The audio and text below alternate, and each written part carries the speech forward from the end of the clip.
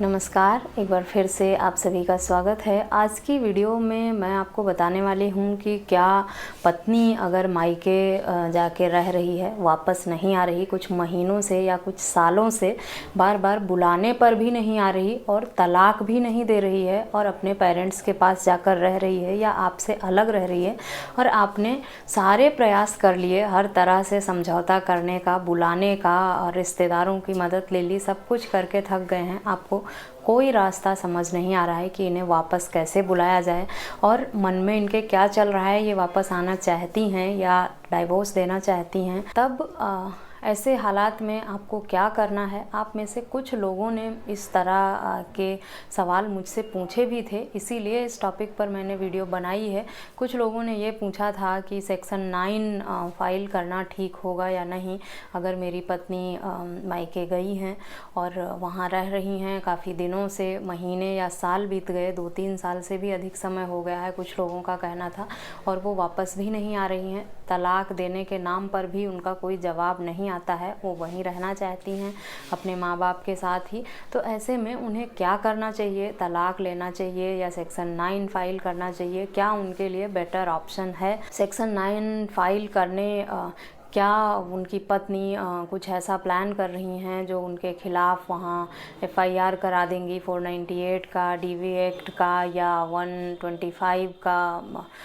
जिसमें मेंटेनेंस मांगेंगी। क्या वो सेक्शन 9 अगर फाइल करते हैं तो उनका बचाव इसमें हो जाएगा कि नहीं होगा, और सेक्शन 9 फाइल करना ऐसी कंडीशन में क्या उनके लिए ठीक है या नहीं। तो इस वीडियो में पूरी जानकारी डिटेल में मैं इसी टॉपिक पर दूंगी। पूरी जानकारी के लिए कृपया इस वीडियो को अंत तक ज़रूर देखें। अगर वीडियो पसंद आए तो मेरे चैनल को सब्सक्राइब करके बेल आइकन प्रेस करना ना भूलें, ताकि मेरे आने वाले सभी नई वीडियोज़ का नोटिफिकेशन आपको मिलता रहे। तो चलिए जानते हैं कि अगर पत्नी मायके चली गई है और वहाँ से आप वापस भी नहीं आ रही, ना किसी तरह का आपको धमकी दिया है, कोई दबाव नहीं बनाया है, FIR करने का, केस करने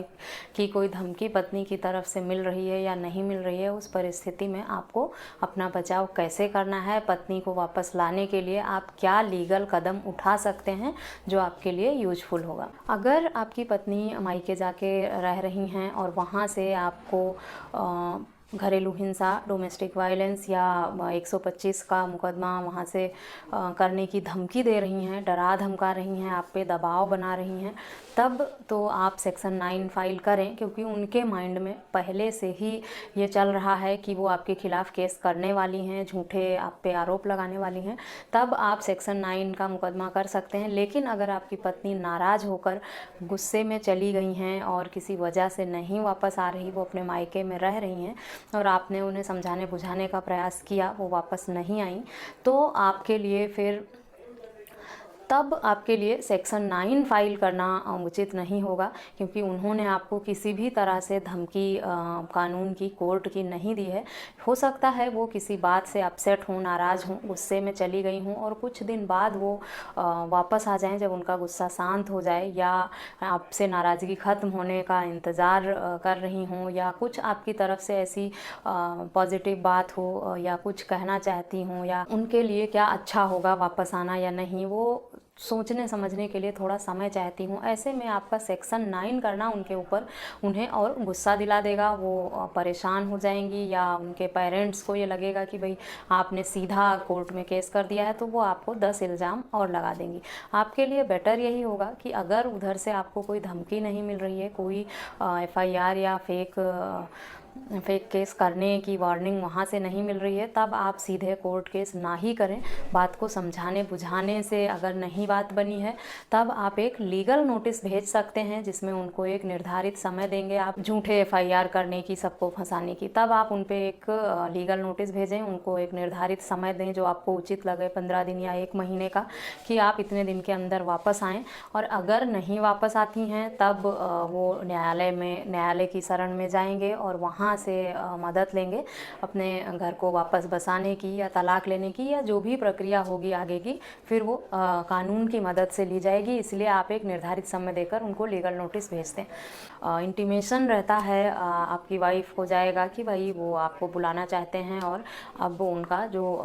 इंतज़ार था वो अब नहीं इंतज़ार उनसे हो रहा और वो इस इंतज़ार को ख़त्म करना चाहते हैं। या तो आप वापस आएँ और या फिर कानूनी प्रक्रिया जो भी होगी उसकी जिम्मेदार आप खुद होंगी, क्योंकि आपके हस्बैंड ने आपको एक लास्ट टाइम दे दिया है कि आप इतने दिन के अंदर अगर आना चाहती हैं तो मैं अभी भी खुशी खुशी आपके साथ रहना चाहता हूँ, मुझे कोई शिकायत नहीं है, ना मैं नाराज़ हूँ ना कोई गुस्सा हूँ, मैं सारी बातों को भूलकर वापस आपके साथ खुशी खुशी अपना घर बसाना चाहता हूँ। सिर्फ यही आपको उनको एक नोटिस में भेजना है। किसी भी तरह के इल्ज़ाम अगर आप उन पर लगाते हैं, आरोप लगाते हैं या आपके दिमाग में जो कुछ भी चल रहा है वो सब बातें अगर आप उनको लिख कर भेजते हैं, तब वो अवेयर हो जाएंगी और उन्हें ये पता चल जाएगा कि आपके दिमाग में क्या चल रहा है। इसलिए सिंपली आप एक लास्ट मौका उन्हें दें लीगल नोटिस भेजकर। लीगल नोटिस आप चाहें तो खुद भी भेज सकते हैं या आप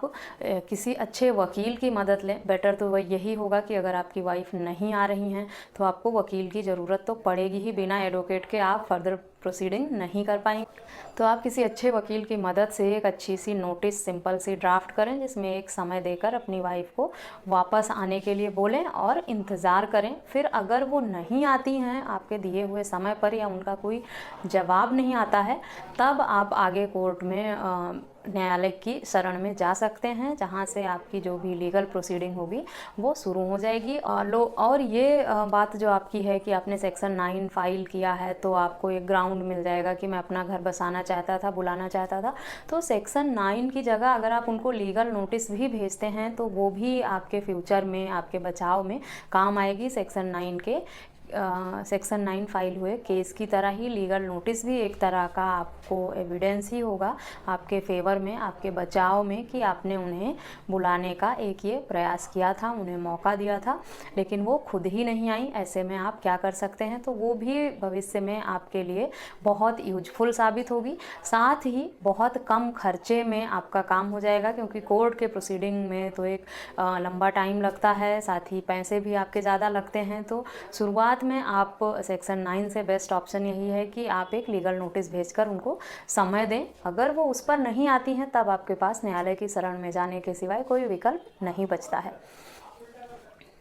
तो अगर आपकी वाइफ की तरफ से कोई धमकी कानूनी प्रक्रिया की नहीं मिल रही है, फेक आरोप की नहीं मिल रही है, तब आप भी न्यायालय से उन्हें नोटिस ना भेजें, सेक्शन 9 का मुकदमा ना करें उनके ऊपर। सिंपल एक लीगल नोटिस भेजें समय देकर, ताकि अगर उनके मन में इस रिश्ते को बचाने की ज़रा सी भी उम्मीद होगी, उनकी सोच विचार ऐसी होगी कि उन्हें वापस आना है, तो वो एक बार फिर से विचार ज़रूर करेंगे अपने रिश्ते को बचाने के लिए। साथ ही उनको गुस्सा नहीं आएगा कि आपने कानून की मदद ली, आपने उनके ऊपर केस कर दिया। एक केस के नाम पर एक अलग ही मानसिक दबाव बनता है व्यक्ति के ऊपर, जिससे अगर वो पहले से ही गुस्से में हो, परेशान हो, तो उसका गुस्सा और भड़क जाता है। तो मैं अपनी तरफ से यही सुझाव दूंगी उन लोगों को जिन्होंने मुझे मैसेज करके ये पूछा था कि